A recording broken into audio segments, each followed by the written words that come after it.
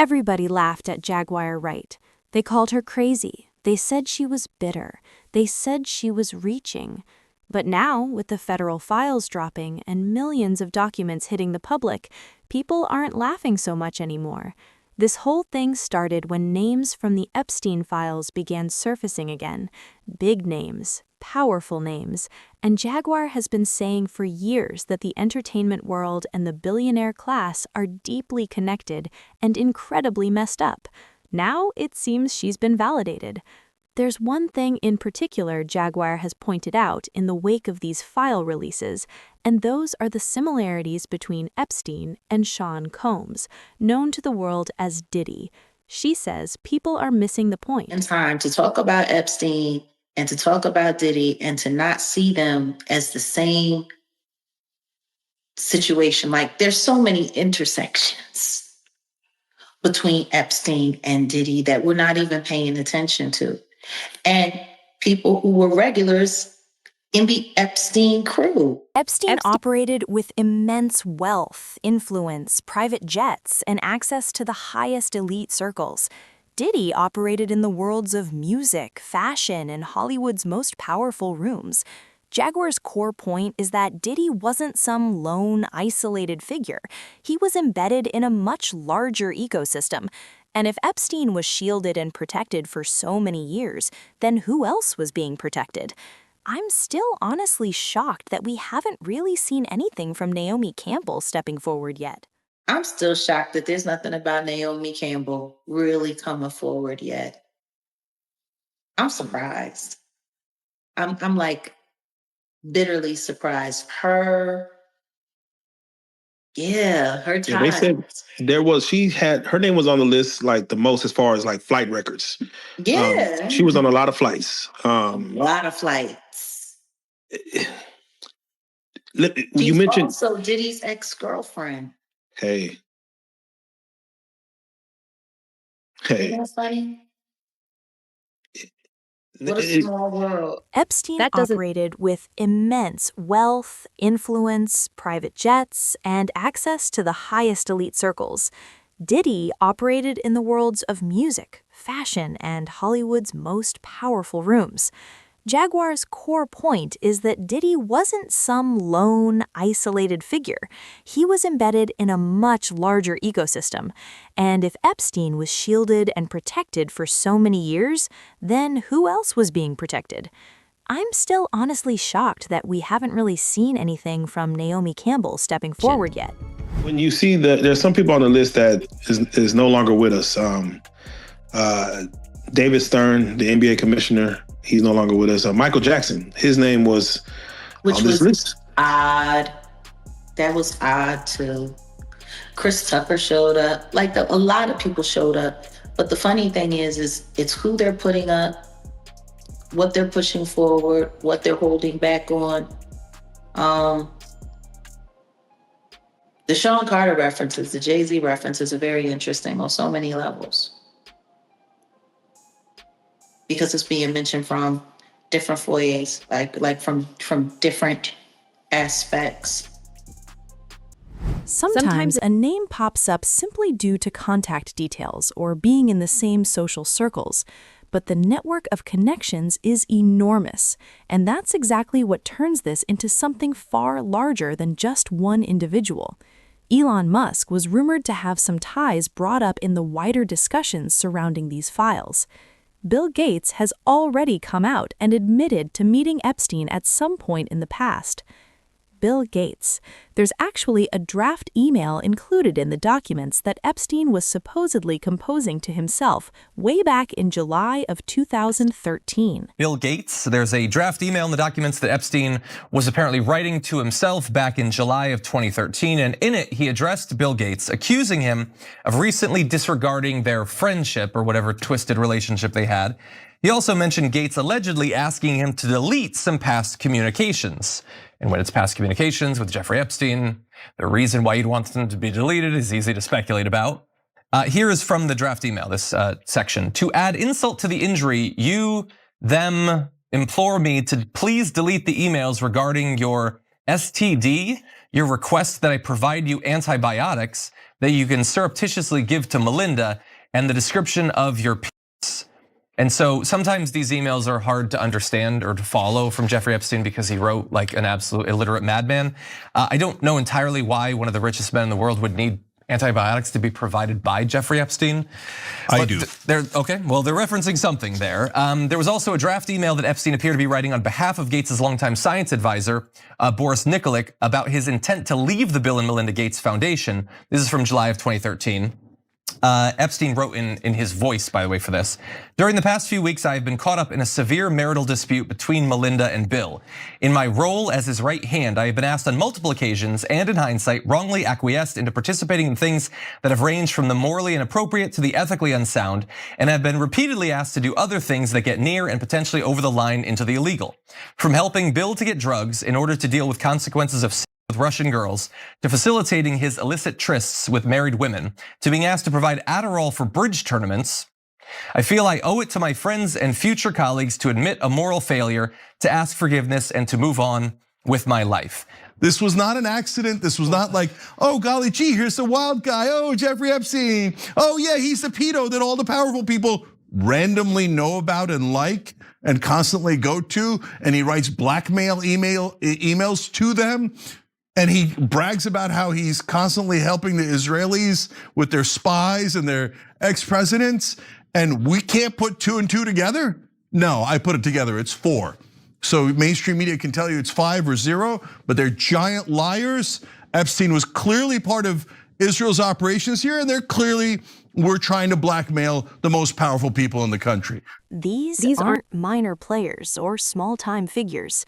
These are billionaires, global influencers, men whose choices literally shape entire economies. And that's exactly the point. When you're operating at that level of power, Jaguar argues, you're no longer playing by the normal rules anymore. Then there's perhaps the single biggest mystery hanging over all of this, Epstein's death. Officially, he died by suicide in jail, but the missing surveillance footage, the cameras that conveniently malfunctioned, the guards who supposedly fell asleep on duty, the whole story never really added up for a lot of people. In fact, one inmate who was locked up in the very same prison at the time came out and said there's simply no way Epstein could have managed to take his own life. Okay, I'm joined now by someone, and this is interesting, with intimate knowledge of the very jail cell Epstein died in. Michael Francis, he was a capo for the Colombo crime family in the 1980s. He served time in the exact cell where Epstein was later held. Michael, welcome back to the program. Tell us about that cell, and what do you make of these revelations that there is a minute missing from the surveillance video, Michael? Well, listen, I spent 7 months on that tier and in those cells. And the first thing I have to say, there's no way you are able to commit suicide. There's just no way. There's no way to hang yourself. There's nothing from the ceiling. There's nothing from the bed. You'd have to be a midget and work really hard to try to hang yourself. And I don't think you can accomplish it at that point. As far as the cameras being off, I haven't experienced that. I did 8 years in prison. And I haven't experienced cameras being broken in the perfect storm of correctional officers not walking those cells. They walk in and they look in on you all the time. As a matter of fact, sometimes it's embarrassing to go to the toilet because they're walking past you and looking in the cell constantly. So I've said this from day one. I do not believe it was suicide. I can't talk about what happened to him, but I don't believe it was a suicide, because you just couldn't physically do it. It would be almost impossible to do it. So that's number one. It must be interesting, Michael, when you look at the video, though, it must be interesting because you know the area. I mean, we all look at this and it just looks like a prison, but this must look very familiar to you. Absolutely, very familiar. And the fact that a minute is missing, look, everything around this guy, I just did a very deep dive into him, which I'll be releasing on my platform in the next several days. Look, there's no way that this person operated alone. Look, They have the videos. Alan Dershowitz recently said that he saw the client list, but because there's people that he can't, because he's an attorney, he can't, reveal what he saw. But he said he saw the client list. He's demanding that it be released. To think that there's no flight logs, that there's no client list, that the thousands of recordings that they had, because I found out for sure that he had cameras on every bedroom, recording everything, and all of a sudden, all of it is gone. I mean, none of this makes sense. Was it suicide? Was it something else? Is the full truth even public? No one seems to have solid answers. And that uncertainty is what fuels the bigger suspicion. If Epstein was silenced to prevent more exposure, what does that mean for others connected to him? Could similar outcomes happen again? Jaguar doesn't claim to have proof of everything, but she points out patterns: protection, delays, files held back for years. Powerful men continue business as usual. For a long time, she was dismissed. But now, federal investigations, document releases, and mounting public scrutiny are forcing people to look again. Maybe she wasn't screaming into the void. Maybe she was just early. And if the feds truly expose how deep the connections go, if Diddy really was operating inside the same elite protection system Epstein used, then this story could find some big names embroiled in its clutches. Lex Wessner is one name who has lately been facing such scrutiny, with the House Oversight Committee bringing him in for questioning. Curiously enough, however, Lex's lawyer has been so frustrated with his approach to the investigation that he threatened to take his life mid-meeting. Billionaire Les Wexner, one of the closest known benefactors of Jeffrey Epstein, says he was, quote, naive, foolish, and gullible for trusting the late convicted offender. The 88-year-old testified before members of the House Oversight Committee in a closed-door deposition yesterday. He previously led the former parent company, Victoria's Secret, and hired Epstein to manage his money in the mid-1980s. In his prepared opening statement, Wexner said he cut ties with Epstein shortly after his arrest in late 2006, but the latest release of Epstein files show the two stayed in touch past then. In her book, Selling Sexy, Victoria's Secret and the Unraveling of an American Icon, CBS News contributor and Puck fashion correspondent Lauren Sherman discusses Wexner's years-long relationship with Epstein, and Lauren joins us now. So tell us more about their relationship. So Epstein was advising Wexner since the early 80s. He was introduced to him by the guys at Bear Stearns. He was vetted by him. He was a casual advisor. And then by the early 1990s, Wexner actually granted him power of attorney, which we all know is a very rare thing to do with a financial advisor. And he had that until 2007 when all these accusations and Epstein started to get into really big trouble. Wexner has tried to remove himself from the Epstein narrative, but the reality is he made Epstein very rich. And so the two men have been intertwined and have affected Wexner's legacy as an entrepreneur and a person who really built a lot of Ohio over the last 40 years. An inventory. Then there was I hired a lady to be like the house manager who had run the U.S. Embassy in Rome. And she said, yeah, I know how to do this. And I said, well, why don't we keep inventories of stuff? And she said, well, yeah, I could do that. So she did that as kind of a puny example, but I wouldn't have had the idea. But then all the things were inventoried. That wasn't work for me or Jeffrey. It was just regularly done.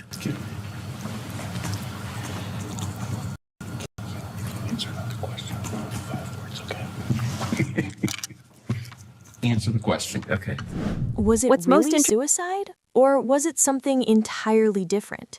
Is the complete truth even out there for the public yet? No one seems to have any definitive, rock-solid answers.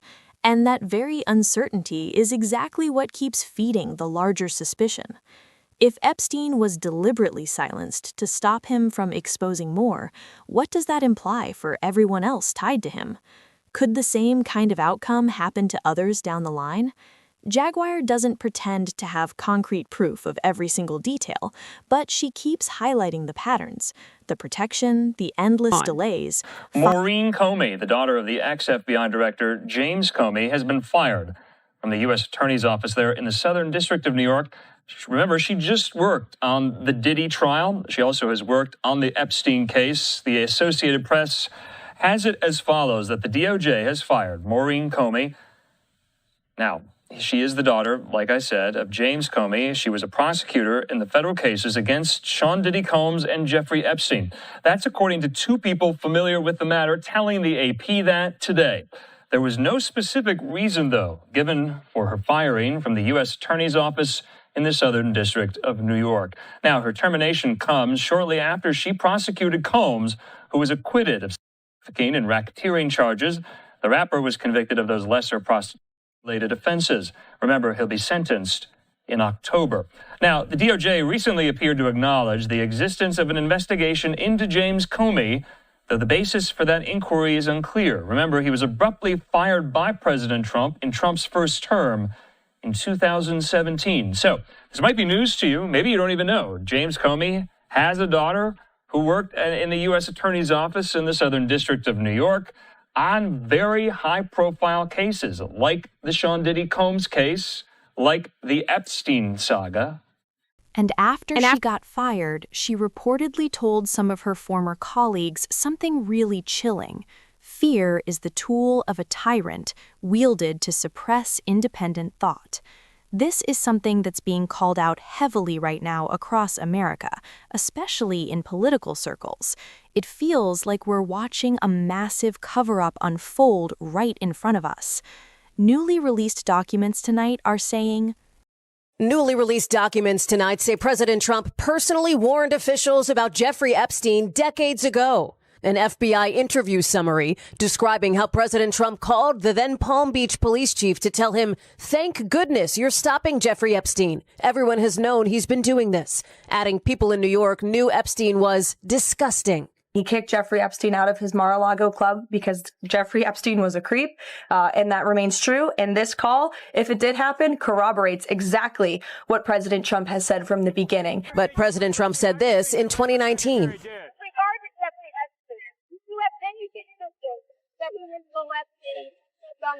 No, I had no idea. The former Palm Beach police chief, Michael Ryder, not commenting to NBC News, but telling the Miami Herald the interview with Donald Trump happened in the summer of 2006. According to the document, the president told Ryder he was around Epstein once when teenagers were present, and Mr. Trump said he got the hell out of there, and added about Epstein's convicted co-conspirator Ghislaine Maxwell, she is evil, and to focus on her. A prosecutor linked to Epstein, Maxwell, and Diddy suddenly gets removed. No official explanation given to the public. And this all unfolds right as the political heat around the Epstein files is reaching a fever pitch. What made this especially chilling was that at the exact same moment, outlets like TMZ were dropping something explosive. Sources supposedly inside the White House were discussing the real possibility of a presidential pardon for Diddy, almost like there was serious talk about letting him walk away clean. Just sit with that for a second. Diddy had already been convicted on 2 federal counts under the Mann Act, transporting people across state lines for illegal purposes. That in itself was huge, headline-making stuff. Yet insiders were claiming high-level conversations were taking place about potentially erasing the whole thing.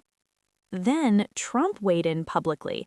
He acknowledged that he used to get along with Diddy, even called him a nice guy back in the day. But he quickly pointed out that Diddy had turned hostile toward him during the campaign, which he said made the idea of a pardon a lot harder to entertain. Dr. Umar Johnson has a pretty intriguing theory about which direction this potential pardon might actually swing. With regard to Donald Trump's refusal to pardon Sean Puffy Combs or to commute the sentence of Sean Puffy Combs, because he don't have to pardon him, Art. He could just commute the sentence and say he served enough time, let him go home. You know, he's not doing that either. And I'm going to tell you why. It's not necessarily due to the fact that he got an issue with Diddy. And we know Donald Trump is a racist. He's a bigot. He can't stand black people. We know that. He has a whole history of racism. His father was a racist. His grandfather, Frederick Trump, who immigrated to America from Germany, because Trump is a second-generation American, okay, if you don't count the first generation, the arriving generation. But his grandfather, who immigrated here, Frederick Trump, he couldn't stand black folks. He couldn't stand black folks. In fact, Donald Trump's father, I think, Art, either the father or the grandfather, but I think it's the father, Fred Trump, he was even allegedly, he has been accused of being sympathetic to the Ku Klux Klan. And we know for a fact that Donald Trump's father and possibly even grandfather, they were well known in New York for practicing residential discrimination against black people. And so was Donald Trump. So the grandfather, father, and Trump, all German. Donald Trump is a German, by descent. They were all known to not like black people and discriminate against them in the leasing and purchasing of their real estate in New York. So you're talking about a white supremacist here. Her brother recently stepped forward to speak up in her defense. He claimed that his sister is being used as a scapegoat for the crimes of some really major names. Substantial claims that Ghislaine has put forward as to why she did not receive a fair trial. Now, the upshot of that petition will be one of three. It's denied. That's a shutout. An evidentiary hearing is ordered. The release of the Epstein files, which everyone has jumped on, with some famous people having been cut down, as it were, whether it's Mandelson or Prince or whatever, the former Prince or whatever. But within the millions of pages that have been released are some exceptionally important documents from Ghislaine's perspective, which entirely support her contention that she did not receive a fair trial. This isn't just us or Ghislaine trying to get sympathy. Obviously, she's convinced of her own innocence. And the issues that have come to light, be they the matter of the lying juror or the deliberate hiding of exculpatory information and evidence by the government, by the prosecutors. It is my view that Epstein was guilty. It is also my view that my sister is not guilty. That's to say, innocent of the charges that she was convicted of. Right. I mean, okay, so the other people have been accused of things, and they have not necessarily been accused of the crime of which your sister has been accused, but people have asked questions about their association with this man, who they knew to be a convicted. So I cannot relitigate Ghislaine's trial because I don't have the knowledge and the information to do it. You can probably very easily shoot down every point I might raise. So it's almost pointless trying to do it. But what I can say is, she was for a very long time, perhaps the closest friend and confidant to a convicted pedophile who trafficked. Is that in and of itself not something that greatly troubles you about your sister? Look, she was in a relationship, with a physical relationship, as far as we know, with Epstein from roughly 1992 to about 97, 8, something in the later 90s. And the relationship then, that aspect of the relationship then changed, and it became a very much more professional relationship, where in fact she had substantial responsibilities for running, building, renovating, overseeing, and managing many substantial properties that he owned. Some legal voices, including Epstein's former attorney Alan Dershowitz, have publicly argued that Maxwell should be granted immunity so she could testify in front of Congress. They say she knows everything, that she handled all the travel arrangements, that she knows exactly who flew where, and that's precisely when the political chessboard starts coming into clear view. If Maxwell were to talk openly and freely, she could end up exposing some extremely powerful individuals. If she strikes a deal instead, she could wind up shielding those same powerful people. And if any deal starts to look too transactional, would the public ever truly trust or believe her testimony? It's highly unlikely. What makes this whole situation even more fascinating is how Diddy stands accused of running something eerily similar. There are serious allegations that his infamous freak-offs were really just a method for collecting blackmail material on some incredibly influential figures. So a lot of people started wondering, why didn't Donald Trump go ahead and pardon Diddy when those rumors were swirling that he might? Judge Joe Brown has an interesting take. He believes it was a deliberate, strategic move. He highlighted something most folks weren't even considering. Diddy's case, he explained, hasn't yet fully played out through the entire legal system. If you pardon someone prematurely, you could actually block the opportunity to dig up and reveal much bigger, more significant information. If you pardon him, you may cut yourself off from finding out what else is going on. Like when Diddy first started coming under suspicion, I said, you know what? This sounds like somebody is upset because in 15 years of recordings with all of these freak parties going on, somebody is there that doesn't want that fact to come out or that allegation to come out, so somebody's being protected. So who's being protected, and what are we criminal law to prosecute somebody, persecute them so they can't say anything about somebody? That's why we have the Bill of Rights, so that doesn't happen. But it's completely flaunting the Bill of Rights, this so-called lawfare. So is that what's really behind this whole thing? So Diddy kind of put himself right in the midst of, there were some reprehensible characteristics of what he was doing.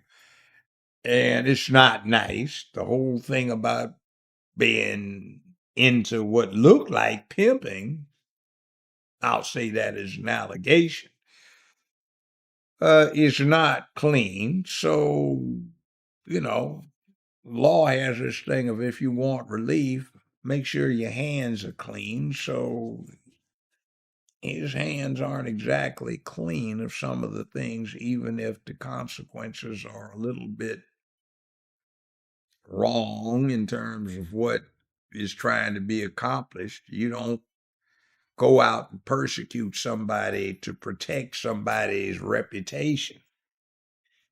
And 15 years worth of recordings will have deterred a lot of people in the entertainment and communications industries who might have otherwise done some foul things to somebody, but they held back because they knew that somebody had damning evidence on them. So who else did you hear about at these large, several times a week freak parties? You see, you didn't hear too many names, did you? What do you think is really going on? Let us know in the comments below.